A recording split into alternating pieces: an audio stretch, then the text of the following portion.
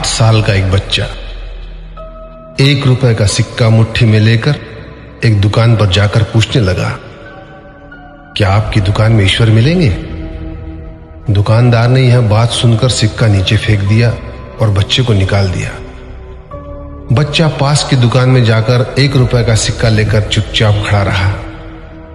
ए लड़के, 1 रुपए में तुम क्या चाहते हो? मुझे ईश्वर चाहिए, आपकी दुकान में है।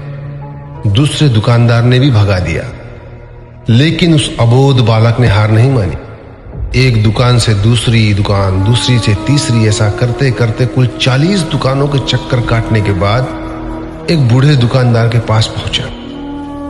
उस बूढ़े दुकानदार ने पूछा, तुम ईश्वर को क्यों खरीदना चाहते हो? क्या करोगे ईश्वर लेकर? पहली बार एक दुकानदार के मुंह से यह प्रश्न सुनकर बच्चे के चेहरे पर आशा की किरणें लहराई। लगता है इसी दुकान पर ही ईश्वर मिलेंगे। बच्चे ने बड़े उत्साह से उत्तर दिया, इस दुनिया में माँ के अलावा मेरा और कोई नहीं है। मेरी माँ दिन भर काम करके मेरे लिए खाना लाती है। मेरी माँ अब अस्पताल में है।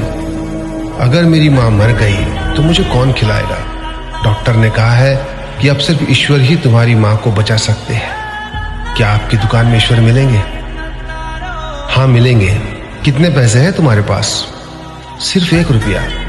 कोई दिक्कत नहीं है, 1 रुपए में ही ईश्वर मिल सकते हैं। दुकानदार ने बच्चे के हाथ से 1 रुपया लिया और उस 1 रुपए के अंदर 1 गिलास पानी के अलावा बेचने के लिए उसके पास कुछ भी नहीं था।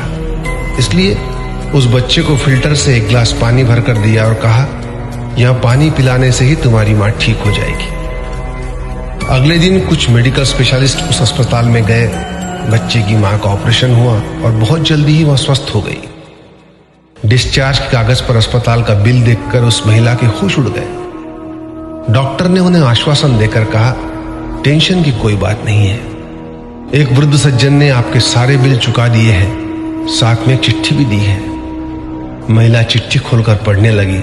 उसमें लिखा था, मुझे धन्यवाद देने की कोई आवश्यकता नहीं है। आपको तो स्वयं ईश्वर ने ही बचाया है।